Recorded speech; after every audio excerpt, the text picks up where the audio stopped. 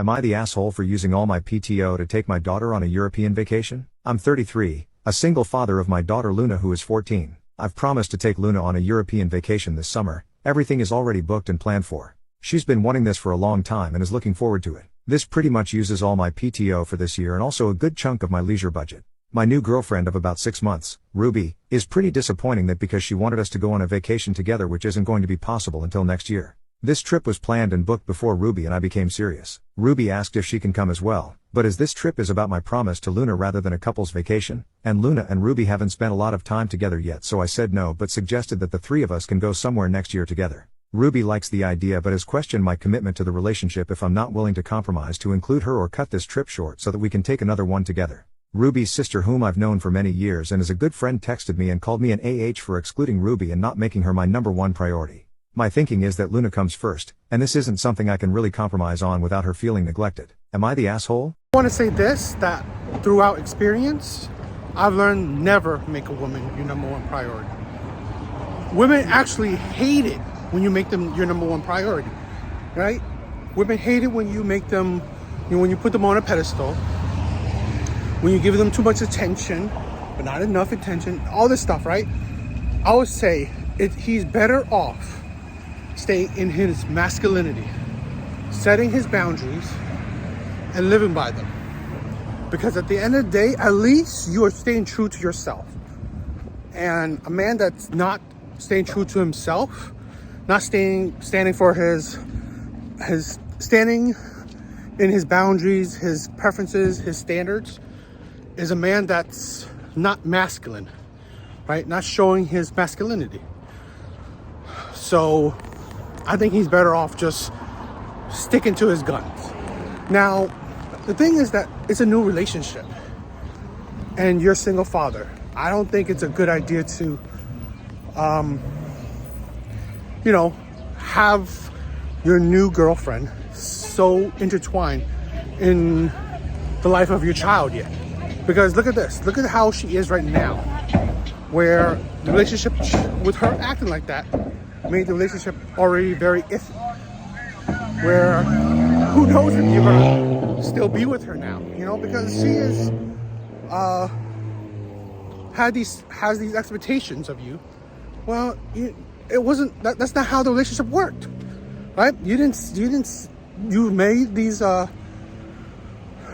these thoughts known already. You made this trip that's going to be with you and your daughter. That's just it. So, and now here's a woman thinking that you should change what you already planned to fit her. That's the thing where you have to, like I said, stay in your masculinity. You have boundaries set, stick with it. Because at the end of the day, women like this will be the ones that will bring your downfall, right? Because they will also flip-flop on you for, give them too much attention, or not setting boundaries, and they will cross it, or they will do things to, hurt you, because you don't have no boundaries. So they would just do things what they feel, and not necessarily what would make you happy. And it's crazy that your friend who knows her too, but would side with her instead of you. So that's the thing where having women as friend is not the best thing either, because they are very emotional, and men dealing with emotions is tiresome. It's annoying, right? It's a headache. So I don't know. I don't think there's a whole lot of benefit to having women as friends.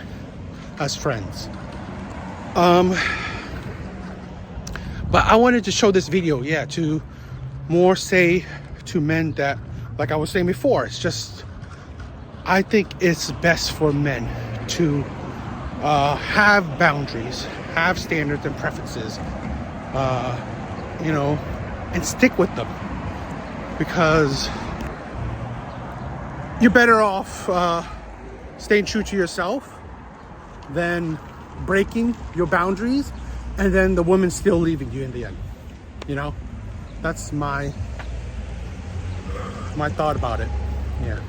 I caught my wife with her co-worker while she said she was doing therapy. Long post. There is a lot to tell, but I got to let this one out as it played out in my head. I am 37, caught my wife Cass, 32F, were married in 2018. We met a few years before that through business because we are in the same industry. I love her more than everything. The reason I married her was because I had major turmoil in my life and she stuck with me. We had a small break before we got back together. When we started talking again, I found out my father was indicted in a cold case murder. He was going to jail. The terrible part is my father had custody of my nephew L. M4. At this time, I was the only family member able to take him on because my brother was currently in jail. Through this, she said we would do this together. I knew I wanted to marry her right then. My wife was told she more than likely was not going to be able to have kids, but I wanted to marry her anyway because of how much I loved her. I always wanted to be a dad but was willing to sacrifice that because of how much I loved her. During this terrible time, I wanted something solid. We were best friends and have made it through so much. I felt like we could tackle the world together. I asked her to marry me on a weekend, and then we found out she was miraculously pregnant the following week. We went from talking again to a family in no time. Looking back, I wanted to have a long engagement to make sure we worked through any issues from our break, but instead we were thrown right in. We were married in 2018 and everything was great. I loved her very much and our marriage wasn't perfect, but I was loyal to her and she was my ride or die. Fast forward to 2021. We moved states because I had to take a new job because of our business being derailed by COVID. This new job required me to travel a lot and she wanted to be close to her family for help with our 3 kids. We had 2 beautiful girls on top of my nephew. Cass quit her last job and worked locally with family. She hated being home because her family were full of constant judgment and asks. When help was needed from them, it was like pulling teeth. It honestly pulled us down and reminded her why she left the first time. Her old employer asked for her back. But this job was 4 hours away and without really discussing it too extensively like a couple should, it required her to be gone during the week. She was going to work this into a remote position, but as she started the job she started to like being away. She left me to take care of the kids, which I love them, but it was hard. I felt abandoned. I still traveled 2 days a week and had to rely and deal with her family. Not to mention all of the duties of taking care of 3 kids. She would come home on weekends and it would be fight after fight. I wanted and needed help, but when she came home she would hardly want to hang out with us but instead go out with her brother and friends. All I wanted was help. The business we are in is primarily male. She started being distant and we were hardly intimate anymore. Last summer we moved to where she was working. Her time there changed her. She is a beautiful tall blonde and constantly getting hit on by her male co-workers and customers. She had a co-worker Seth, M33, who I knew before from being in the same industry. I liked him. I never felt threatened by him because all dealing with him had been good. He put out there that he was a moral man as far as I could tell. I did not feel threatened for he was not Cass's type. After we moved, I tried everything I could to make Cass happy. Listening, emotionally, supportive, complimenting. I bared any household task to try to make an effort to no prevail. What I did was never good enough. We finally got to a point where we both agreed for us to make it therapy was our best option. We agreed on individual therapy first. She found an online therapist which I thought wasn't the best, but it was what she wanted to do. One day she asked me what my plans were later in the week. I told her I didn't have to travel and would be working from home. She asked if I could work at a coffee shop that day because she wanted space. She wanted to work home that day and had a therapy session. I said sure. We have always shared our location due to safety. A few times in recent weeks her location would randomly turn off. She said it was an issue with her phone. The day she had her session in the afternoon, she made sure my location was working and called me to make sure. I felt it suspicious. I asked her if everything was okay and she said yes. I turned off my location and 15 minutes before her session she asked why it wasn't working. I told her my phone must have the same issues as hers. She asked if I was still the coffee shop and I said yes. She said I could come back in 2 hours. My spider sense went off. I left the coffee shop as I could see her location was not at the house. I drove back and parked down the street. 5 minutes later I saw Seth and Cass both get out and walk into the house. It was obvious that she wasn't going to therapy. I waited for 10 minutes as my heart was beating uncontrollably and the thought of what I would find in there and how it would ruin me. But I had to know. I walked in and no one was in the living room. There is no reason a man that Cass works with should be in any other room. I made it to our bedroom and opened the door to find them both about to do the deed. He was exposed on my bed with her almost there. I looked at her and yelled, "Is this a new type of therapy?" Both of them had utter shock in their faces. She ran after me trying to say it isn't what it looks like. I broke down. I didn't cry, but my body and mind took over for my world was turned upside down. Seth exited as quick as he could as Cass made sure she was between us. I tried to leave but Cass was physically blocking me. I'm traditional in the aspect to where I would never physically hurt a woman. But a relentless version of Cass came out. All I wanted to do was leave. I was a former defensive lineman and used my old moves to evade her without having to get physical. Once I got to my car, she blocked me from leaving. In order to leave I had to trick her like I wanted to talk, but I sprinted car to the car and took off. I think she broke a nail trying to grab the door handle as I was speeding away. I'm flushed with anxiety.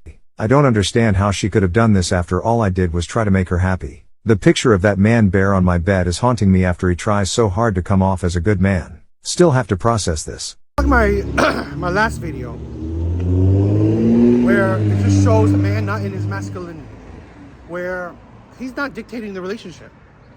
His wife is. She's dictating how the relationship is going, what's going to happen in the relationship. It's not a partnership, he's definitely not a leadership, he's the follower, she's the leader. And that's what it leads you to, right? It leads you to where she leads you down the destruction of your relationship, of your marriage. I hear the story and I can see that he is when he got with her, because his life was probably in turmoil, with his dad, his brother, then having to take care of another child. Having to take care of a child. I think because she was there for him, it didn't make him think right? It just made him rush things and he put her up in a pedestal, thinking that she's amazing and she's all that. Obviously, he's not a ride die chick like he was trying to think. He is probably a bad judging character because, he didn't, judged or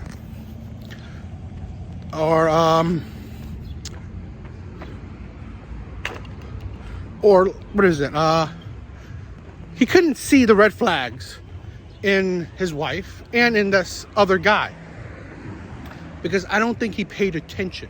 And that's why I say men need to learn how to mitigate risk and in turn pay attention to certain details. Pay attention, I think men should read into things a bit more. Process it, right? A woman, no matter how trusting you think you are with her, she's in a field full of men. That's very risky. Yeah. Are there instances where, she's in a field with all men and she doesn't cheat? Yeah, there is. But if you don't care about how your relationship could end, then yeah, fine. Don't mitigate risk. Let whatever happen. But if you actually care, right? You actually care that your relationship don't end, well, he should have put his foot down. He should have directed the relationship better. Like I said, my other one is just that these are the type of men that don't set boundaries. They're not in their masculinity. They just follow. And I see it more than not, right? More often than not, when you just follow the woman, you're just going to follow her into the destruction of the relationship. Just how it is. Or, I don't know, where you feel emasculated, where you feel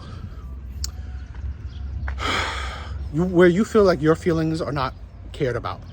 So I show these things just to show men that it is better off you sticking to your masculinity, right, in your boundaries, your preferences, your principles, ideals, than break them and still get the same outcomes. So really, it's like, yeah, what if he stick with his boundaries, right? Stick with his principles, what he thinks would be right. Okay, maybe she will leave him, but okay, if he doesn't, right, I think you'll feel a whole lot worse because you felt like I broke my principles, I destroyed boundaries, and it still didn't save my marriage. So I think that's something you gotta think about, Yeah. And it's just crazy about the ending where she's trying to there's a handbook with women or with cheaters, right? It's not what it is, not what it looks like. It's not what you think. Really? I mean, you naked with another man on our bed? What does else it look like? Were you, I don't know, playing tag? Doing CPR training? I don't know. I mean, like, what else could it look like? It's just, what do they think they could say to make it look differently than what it actually is? It's funny how people do that, right? And it's funny how they say, you know, you hear all these stories, right? How can you say you love the person? You're full blown having sex with someone else in that person's house. I mean, like, you add on more terribleness, right? Let alone, yeah, you're sleeping with one person, yeah, okay, but you're lying to the person. You're doing it in the same bed that he sleeps on. It's just, where is the love in all that? I would like to know, when people cheat, where's the love in all that? I mean, if you cheat, fine. Just say that, okay, you cheated. You probably say be truthful. You're like, you don't love them anymore. You know, you want to break up. Okay, fine. But when you say that you still love them, you want to make it work, it's not what it looks like. It's ridiculous. It don't make sense to me. It never makes sense to me. If you're gonna cheat, then cheat, whatever, right? But don't make these, like, don't say all these crap that doesn't even make sense. I always think that's funny. The last part is funny. So, yeah.